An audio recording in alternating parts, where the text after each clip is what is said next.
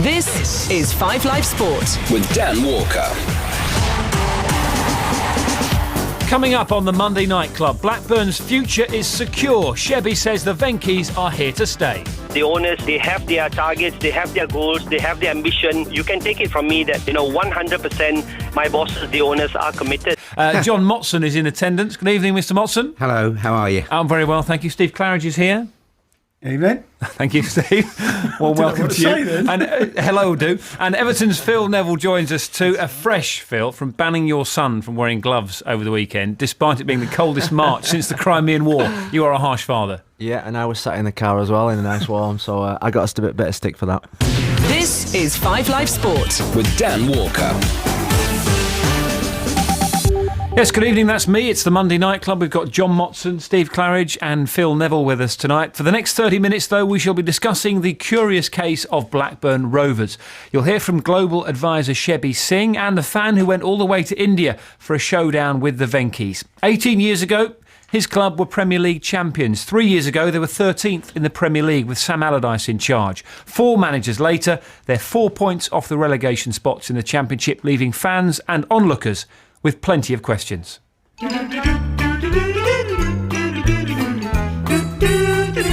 final whistle goes on Blackburn's time in the Premier League, and they have been put out of their misery. There is a chicken on the pitch, which is getting a standing ovation from some here in the main stand. I'm not going to walk away. Big banners simply say Keane out. Statement through the lawyers of Blackburn manager Steve Keane saying he was forced to resign with immediate effect due to his position becoming untenable. Blackburn have confirmed on their website that Henningberg is their new manager. Henningberg says that he's bitterly disappointed to be sacked as Blackburn Rovers manager after just 57 days in charge. That's really downright stupidity to even suggest that. So you can hear it now from the horse's mouth. I did not take training. Michael Appleton has been confirmed as the new Blackburn manager. When he starts his job next week, he'll be the 5th man in charge of the first team this season. Blackburn Rovers are looking for their 4th permanent manager of this season after sacking Michael Appleton. Sort it out, Shebby Singh. Sort it out, Venkies. We are not happy. Well, there you go. Quite a lot to discuss. Phil, Motty and Steve are still with us tonight. They'll be here till 9. We also have Ian Battersby in the studio, who's invited to India by the Venkies. Hi, Ian. Plenty more from you later on. Hi, thanks. We'll start, though, with Ben Smith, who is here at the top of the programme tonight from 7 o'clock, keeping a very close eye on this story, Ben, over the last few, years, in fact. Where do we start on this? I suppose we have to look at the decision to sack Michael Appleton. I mean, the owners were convinced he was the right man 67 days before they completely changed their mind and sacked him. The results weren't great. 8 games without a win, and the club just 4 points above relegation. But given the lack of stability at the club this season, it was an incredible decision just to throw it up in the air all over again. It has left everyone really scratching their heads. The club have been accused of making very hasty decisions. We've already said that in this very studio tonight, and that, many people would say that. But their point is they're here to stay, which I know Ian's not particularly happy about, but they're here to stay. They're here for the long term. I suppose the immediate question for fans is, what's their view on the potential of them going down this season? It's suddenly become a real big issue for Blackburn. It is the issue now. 9 games remaining, some very tricky away games. They've got to go to Cardiff, they've got to go to Birmingham, they've got to go to Watford, got to go to Sheffield Wednesday. These are games that easily slip away. And while you look at the playing squad, the evidence of the squad, the talent in the squad looks plenty good enough to keep them up. But it's with all this upheaval, with all this uncertainty, and when the playing staff unsure and uncertain of what's going on, anything's possible. And we could sit here and discuss this for hours on end. And we won't do it for hours, but we'll do it for a few minutes. But it's always good when you hear from the people who actually make decisions, who are in the thick of it. And we heard from Shebby Singh at 7 o'clock, and we're going to hear a bit more from him now. What's he been saying today? We did. I mean, he was interesting. He was. This is the global advisor indeed, for the Venkies. He's been in the shadows really for the last few months. He backed off completely after Michael Appleton was appointed. There's been divisions in the boardroom, but he spoke to us today, and he started by explaining to me why the Venkies decided to sack their 3rd manager of the season. I think, we have to go back to the appointment, and up until that, I had pretty much been accused of interfering. I was always held responsible for the lack of results and poor performances. And as ridiculous as those allegations were, they were out there, and that really fueled the fans and emotions. So unfortunately, or rather, when the situation came, I decided I was going to take a step back, because I think it is very important for me personally and for people to understand, that this is a football team. When a manager is appointed, he's given all the support in every which way. And likewise, I was not going to be held responsible for anything. Glory be to the manager. Otherwise, I can't carry the can for people. As a global advisor, I report to my bosses. I speak with my bosses. I pretty much, do not interfere. I'm always around to fight fires when it needs be. So I would say pretty much my job here has been of fighting fires, and I would say that decisions from the boardroom can be wrong or can be right. When they are wrong, I fight the fires. When they are right, I will only be too happy to applaud. You didn't feel the need to meet Michael Appleton, or indeed the other way around, I suppose. We all have our different responsibilities. The manager is responsible for results, The boardroom, is responsible for the turnover at the club. So I don't think that, that's a reason for bad results and poor performances. Can you understand, given the upheaval, that those fans who are expressing concerns about the club, people saying it's an embarrassment, a laughing stock, can you understand those concerns? There will be times, when decisions are made, decisions have to be made for the greater good, so to speak. Sometimes, you have to suffer in the short term, to achieve long-term stability. So, yes, situations like this happen in football clubs. I would like to assure the fans that everything possible is being done to make sure that the club will enjoy long-term stability. And I just want to move on to the owners, Shebby. I mean, you have regular contact with them. Do they remain committed to Blackburn? Are they as into the club as they ever have been? Oh, yes, very much so. The commitment, we've never spoken about that. A perfect example is how the owners fully supported the manager in charge or managers in charge. So it's fair to say, the owners, they have their targets, they have their goals, they have their ambition, and it is, to get a club back on its feet, to achieve what all club owners would like to achieve. So you can take it from me that 100% my bosses, the owners, are committed. Do you believe the club is financially secure? Is that something that is of any concern to you? I must be very honest and say that, financially, we are secure. Yes, there might be skeptics out there, but I would say that, yes, apart from one or two situations, I think, there is enough in that squad. When you look at building a squad, when you look at building a club, Ben, you always look at assets, and I think, asset-wise, I'm talking about players, I think we are very, very rich, and if there is a bump or two, we will be able to ride that. Lots of people here in the studio who want to have their say on this tonight. So let's just open all the microphones up. Mr. Motson, you're the senior man here. You've seen plenty of things go around in football. It's lots of concentration on Michael Appleton, but this has been the situation for a while. I mean, Appleton was there for 67 days. Henning Berg was there for 57 days. Shebby Singh saying, not sure who makes the decisions. It's certainly not him. But no, the club's been in. Well, we'll hear from Mr. Battersby later. The club's been in chaos for well over a year, probably 2 years. I don't think this is all about sympathy for Michael Appleton. I really don't. This is about a club that got taken over by people who clearly don't understand the culture of English football. I don't know what's happened to the fit and proper persons test, by the way, and whether it was applied in this case. And to be honest, Blackburn, what I would have to say, and I don't want Blackburn fans to get irate here, you have to treat Blackburn as a club the size of what they are. They were never, dare I say, one of the great, enormous, monolithic clubs of English football. I mean, they won the league in the Premier, and we'll go back on this later on. They won the Premier League because Jack Walker, to his great credit, invested a personal fortune in his own hometown club. And that gave Blackburn their moment in the sun. After that, they were, at best, a middle-of-the-table Premier League club, and that's exactly where they were when the Venkys took over. Sam Allardyce, manager, 13th in the Premier League. With respect, by Blackburn standards, I think that's just about the best they could have expected. What's happened since is they've been taken over by people who've supervise a total decline. I mean, I think we're over. I can't, simplify it any more than that. Just to let you know, a half-time in the game at Stamford Bridge is 0-0 between Russia and Brazil tonight. But on to more pressing matters. Certainly for you, Ian Battersby, lifelong Blackburn fan. We'll talk about your trip to see the Venkies a little bit later. But with Motti getting so impassioned about the situation at your club, do you feel that hurt deep? Do you see your club in massive decline and possibly in League One next season? Complete decline. There's no doubt about it. And I think that we go back to who is actually running this show. Listening to Shebby's interview there about fighting fires, most of which he started, and long-term plans when we're now looking for a sixth manager of the season. It's just complete noise. And I think that it's got to a point where the fans have just nothing to hang on to at all. I mean, how do you actually get behind supporting this club if you're a Rovers fan? How are you buying into what's going on at the moment? You just can't. I mean, it's down purely to trying to support the lads that are out on the field. When we go there in our numbers and support the team, everything's deemed to be okay by Venky's. When we don't turn up and it's protests, then we're not supporting the team and we're lambasted across the country. So it's a very difficult situation to deal with.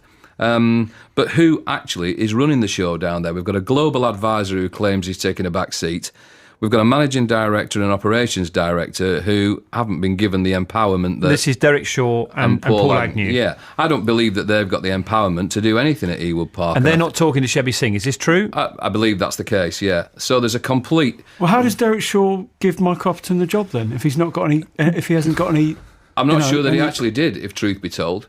Well, who did then? So Ben, is this your understanding of it, Ben? Must have. My understanding. For those who don't know the situation, there's executives at the club who are Derek Shaw, the MD, and the former press officer Paul Agnew, and Shebby Singh is the global advisor, so the voice piece and the mouthpiece of the Venkies. Yeah. And these two groups are not in conversation with each other. I haven't spoken this year, is my understanding. Almost, you would say in competition, because Shebby Singh is not exactly downbeat about Michael Upton not working and getting sacked. All of a sudden he's back into the fray. So what he's done is he's gone, well, I'll tell you, I got Berg wrong. Now you have a go. You've got it wrong. I'll step away. Now you can take the blame. Now I can step back into the fray. But that was the onus. Completely agree. That's exactly what's happened. This is a man that's hedging his bets, and to me, it looks like we'll wait and see what happens this weekend. Blackpool at home, Cardiff away. No, it's not my fault. If results go well, then I've saved you. If they don't go well, it was too late for me to act, and it's not my fault. But Ian, the most important decision at your football club, and who's making it? If you get the manager wrong, everything else falls apart. The rest of it doesn't matter. Everything else can be great. That manager's wrong. The wrong manager, which they've done twice, all of a sudden it falls apart. We're talking about, if they'd employed the right manager, okay, we wouldn't be in now and we wouldn't be talking about Blackburn because they'd be doing fine, they'd be okay. And we're talking about the club's in turmoil. The club's in turmoil because it keeps getting that appointment wrong and nobody knows who's making it. That's the problem. Can I bring in the angle of the players in this? Because actually, if you think about where all the flack is being headed, none of it's going towards the players. Yeah. Is there an argument, Phil, that these players are being very well paid at Blackburn, we should point out? It's not like they're not getting their wages. They've been very well paid. They're not performing this season. Well, and that club with that quality of players shouldn't be where they are in the Championship at the moment. To be honest with you, I'm lost with all this talk because I'm looking at it from a player's point of view and I'm looking at the Blackburn Rovers squad and the players that they've got, and they should be in at least minimum a playoff position. And you even date back to when Sam lost his job and Steve Keane got the job. They had the players there and the quality to stay in the Premiership. So I think the players at the moment are hiding behind the troubles that are going on. It's an excuse. Players love hiding behind excuses. From a player's point of view, I still think they're good enough to be in the playoffs. You obviously need stability above you. You need a manager. In terms of the manager they've got at the moment, I think they've had the best spell this season when Gary Bowyer has been in charge. Am I right there? Well, ironically, it was when we had Steve Keane. Was it? Well done. It's easy to forget when he was manager. Do you know what? Just in case, if you just tuned into 5 Live tonight... Just a minute, though. Ian, I must take you up on that. When Steve Keane was the manager, the fans were giving him terrible abuse. Well, that's bringing us back to the point, John, because I think that reaction was very much... Steve Keane was known as the public face of Venky's. There was nobody else to vent the frustration against, and he took the brunt of it. Don't tell me you want Steve Keane back. Keane in. Keane in. You heard it here for full circle at Ewood Park.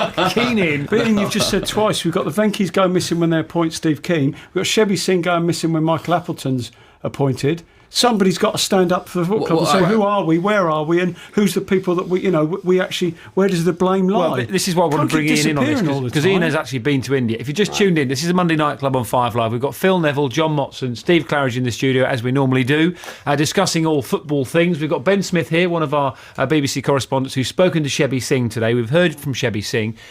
Ian Battersby is a Blackburn Rovers fan, local businessman, wants to get involved, and you've been to India, you've met the top of the Venkys, Mrs. Desai, the mysterious Mrs. Desai. Can you tell us about the trip? What happened? Who did you discover there? What did you find? And what link did you get back to the club that you follow, Blackburn Rovers? Well, essentially, the cracks had started to appear at the time we went out there, which I think was October 2011. And as I say, the sort of noises were beginning to emerge on the terraces. There was a clear sign that things weren't quite right. And they've been in charge since November 2010. Well, that's right. And I think, going back to who is running this show, I think that we'd entered a phase where we'd just lost the main board. So there was nobody there, and it seemed to be, nearest man to pick up the job. So clearly this was not a sustainable way to run the football club. And we got the opportunity to go over there and meet with Venky's at their house. And it was ironic, really, because on the way there we were told by their representative that we would have 5 minutes to say what we needed to say, and at the end of that time she would say whether she enjoyed it and she wanted to carry on, or whether it was thanks for your time and go, which was ridiculous for the amount of time we spent out there. But anyway, as luck would have it, we ended up in a 3-hour conversation, which was basically a complete blueprint for how Blackburn Rovers ought to be run as a football club. And it was very much a case of what Blackburn Rovers are and what Blackburn Rovers aren't. And I think that's the key to a lot of this. I don't know whether they think they bought Chelsea or Arsenal or something like that, because it just doesn't stack up at any level. There's no way you can apply an ounce of logic to anything that's happened. So almost a complete, as Motti said right at the top, a complete misunderstanding and question marks about the whole fit and proper person test. Well, there is that, and that leaves an awful lot to be of questions still to be answered. But I think that we tried to get behind the reasons they'd actually bought the football club, and seemed to settle on brand enhancement and brand development. And we made the point to her that the way things were going, this was going to result in serious brand damage, and something needed to be done about it, because they'd lost all connection with the Blackburn fans. It was starting to get ridiculed across the country in the wider football community, and quite frankly, we needed to get the thing back on an even keel again.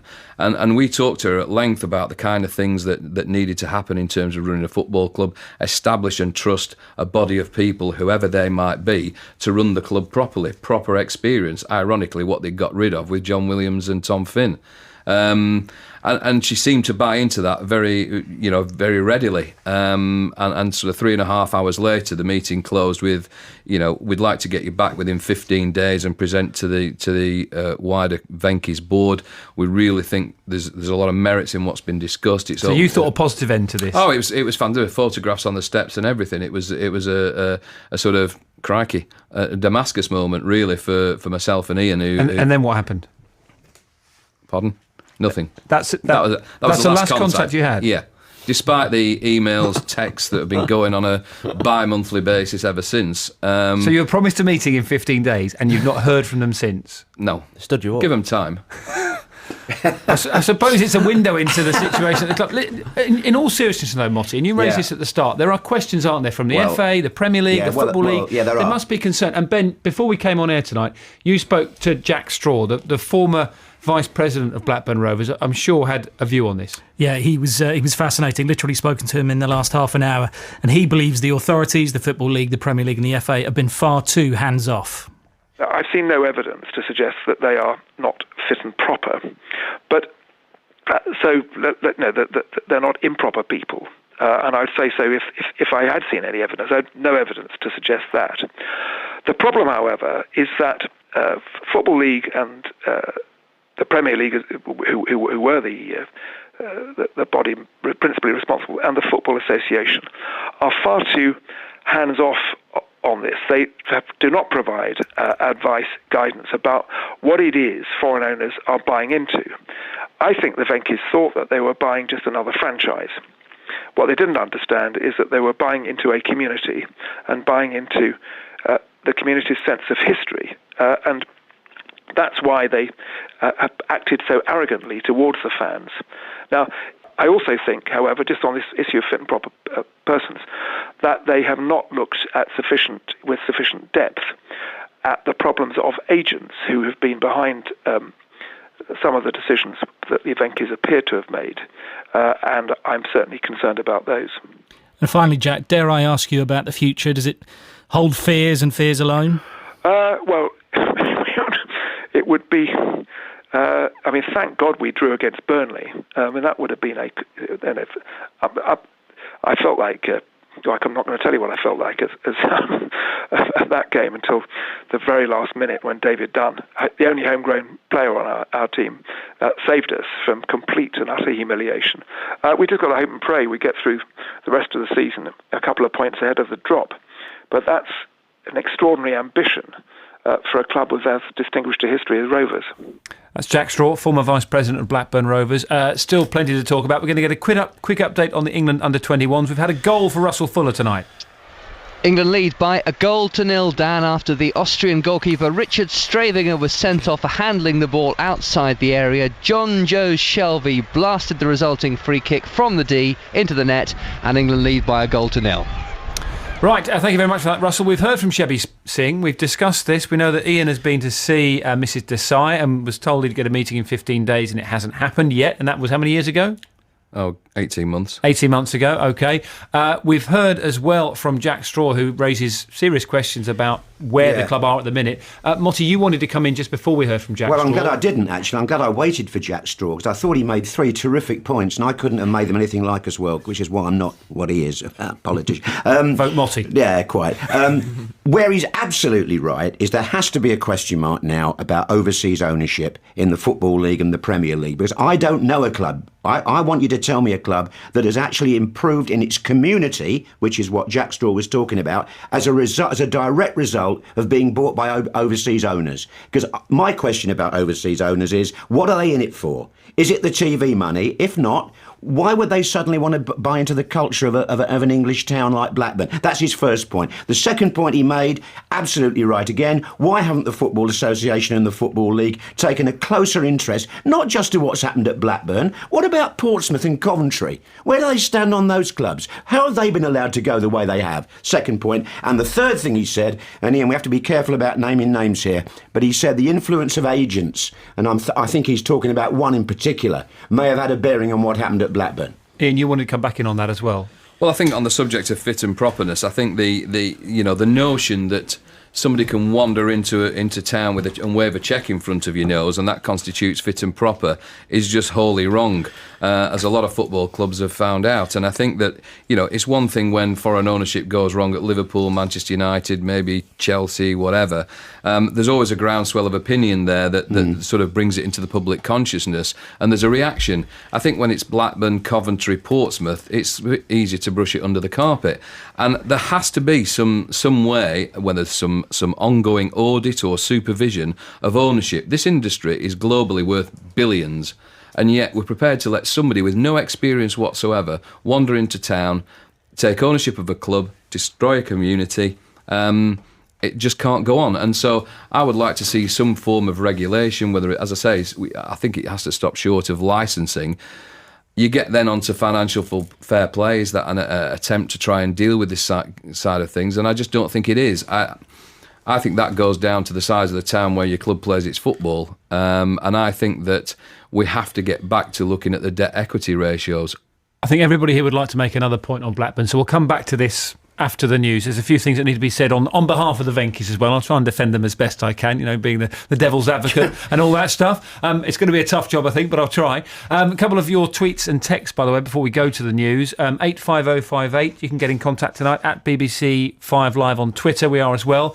I heard Shebby say his job is pretty much to fight fires. Well, turn your hose pipe on and get fighting, because the club has almost gone.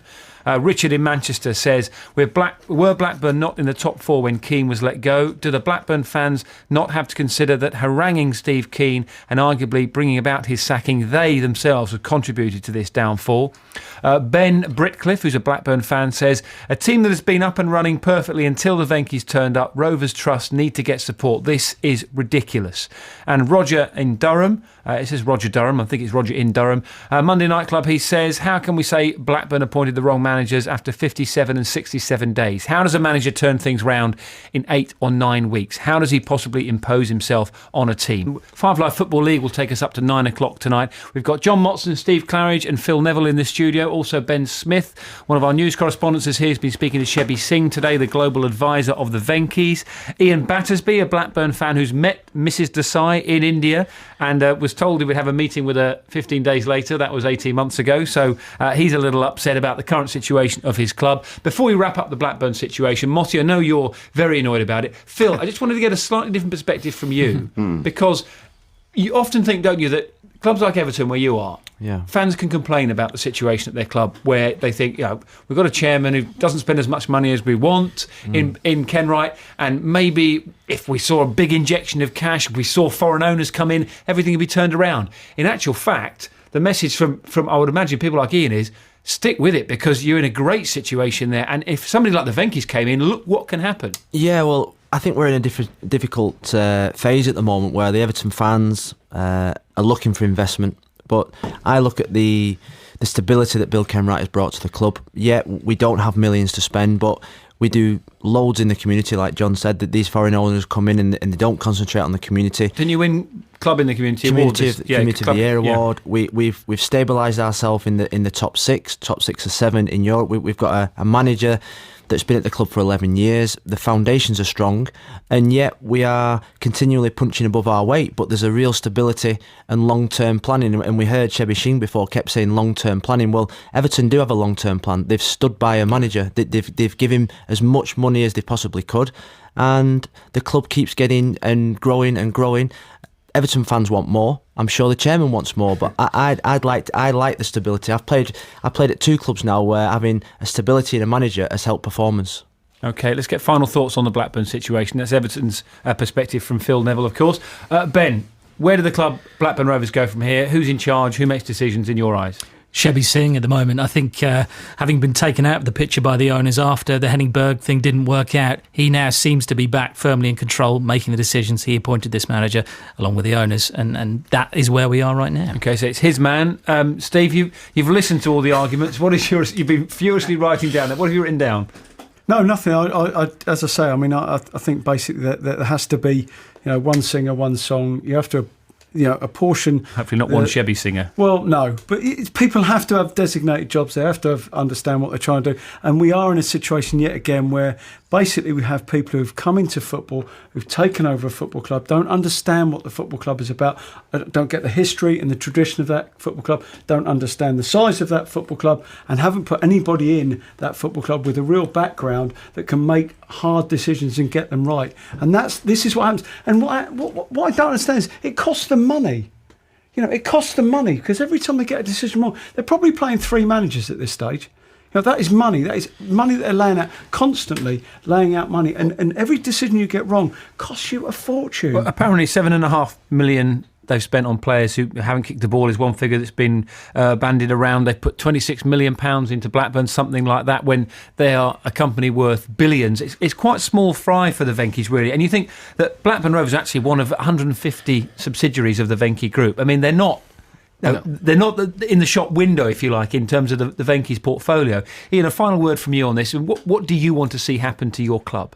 Well, I think at the very least that needs to happen is that management control passes from India back to local management in Blackburn to run the club, to make sure that the football side is properly contained and given the best chance to operate, to give a communication back to the fans, to engage with the community again, and basically turn a paralysed football club into one that can function again. That has to be the very least requirement, because it just doesn't happen at the moment. All the decisions are taken from India.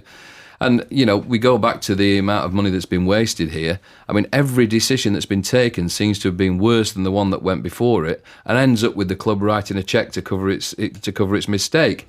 Now, you go back to the subsidiary situation in India. I can't believe that a little Northwest subsidiary, one of 150 in the group, it's probably going to take the best part of 100 million, given where they are now and what Balaji is now turning around and saying he needs to do to get the club moving forward. I don't believe they ever signed up for that kind of commitment to the club. And with the brand damage that's being done, it just does not make any sense whatsoever. And from our point of view, we're trying desperately, as are the Blackburn Rovers Fans Trust, where the membership is growing, phenomenally, because people are desperately seeking something to hang on to. Ian, it's been great to have you on tonight. Thank you for articulating your points so well. We should also say thank you to Shebby Singh for coming on, because it could have been easy to, keep the tin hat on and not talk about these things. And Ben, good journalism, young man, for getting those interviews with the men in the middle. So Ian, thanks very much. Hope you... Blackburn, the very best for the rest of the season. I know it's not looking particularly good at the moment, particularly when you remember where you were just a few years ago under Sam Allardyce, as we all said, 13th in the Premier League, doing particularly well. For the rest of the Monday Night Club until 9 o'clock tonight, plenty more for us to talk about. I will be concentrating on clubs in League One and League Two, where Blackburn Rovers hopefully won't be, from Ian's perspective, next season. We'll also hear from Mark Clement, who's been schmoozing with Edgar Davids in a moment. But first to Coventry, a club that John Motson mentioned earlier when he was talking about clubs under foreign ownership. They could be docked at least 10 points for going into administration after today's hearing at the High Court. Also a suggestion, they could play their final 3 home games of the season away from their stadium, the Ricoh Arena. Our Midlands football reporter Pat Murphy joins us tonight. Hi Pat. Dan, good evening to you and good